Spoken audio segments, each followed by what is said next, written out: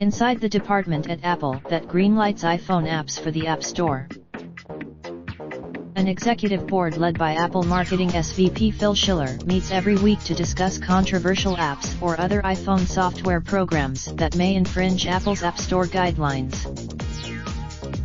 The executive. For example, last year, the ERB and Schiller made the decision to ban the InfoWars app from the App Store for violating content policies after publishing threats to a reporter.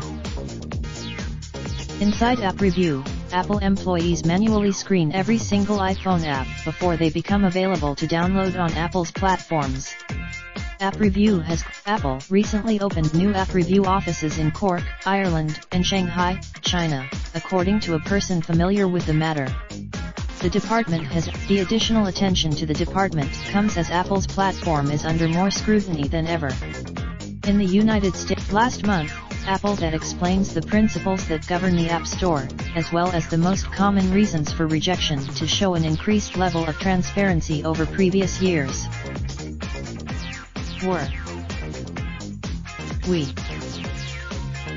Any app or update that runs on an iPhone needs a stamp of approval from a human being in order to be distributed on Apple's App Store.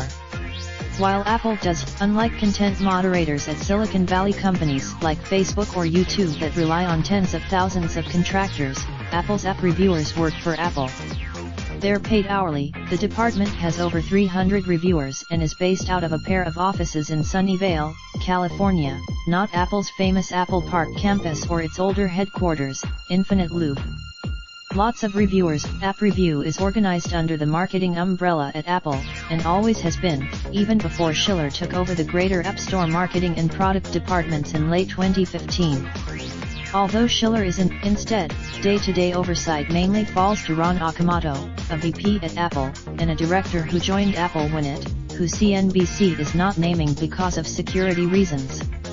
Reviewers say, App Review was developed shortly after the iPhone App Store was launched in 2008.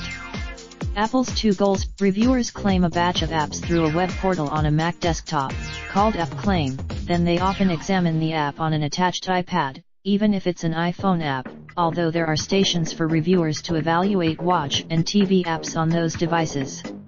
Some reviewers compare the app to Apple's, including making sure it runs without crashing and isn't full of illegal content. Then the reviewers have daily app quotas between 50 and 100 apps, and the number of apps any individual reviewer gets through in an hour is tracked by software called Watchtower, according to screenshots seen by CNBC. Reviewers are also people who worked at App Review said that workdays could be long and that there were periods, such as ahead of Apple's annual release of its new version of iOS, when app developers update their apps to so they're compatible. One stat that is closely tracked at App Review is called SLA, which stands for Service Level Agreement. Apple aims for on July 30th last year, the SLA fell to 6%, according to a staff email. Until Apple declined to comment on its app review process. Reviewers generally don't face horrific or illegal content on a regular basis, although one reviewer said that one time that they discovered child pornography in a pending app.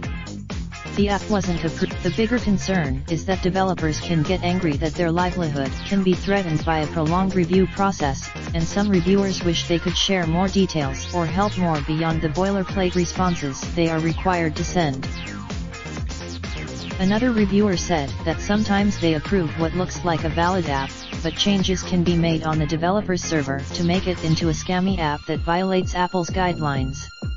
Sometimes 40% of apps or updates submitted to Apple are rejected, the company says. Many of those are developers who disagree with a decision made by App Review can appeal to a board called the App Review Board, which can change the decision from a lower-level reviewer, and is partially comprised of reviewers with good track records. Sustained appeal. The vast majority of iPhone apps are rejected for common reasons: they're scammy, or they have bugs, or they violate user privacy. A lot of rejected, but some rejections either fall into gray areas in Apple's policies, or they are publicly sensitive, and those go to the ERB, which includes Schiller and other VPS with responsibilities at the App Store. The executive review. The apps handled by the ERB are sometimes apps that could be dangerous for Apple in terms of publicity, or One notable app that was handled at the ERB last year was the InfoWars app, according to people familiar with the situation. The conspiracy: when a decision is overturned on appeal, or a rejection needs to be explained, somebody at Apple calls the developer. Apple says it may. Companies like Spotify or Netflix don't get special treatment, one reviewer said, with the same app review process and rules applied to their apps, despite their size.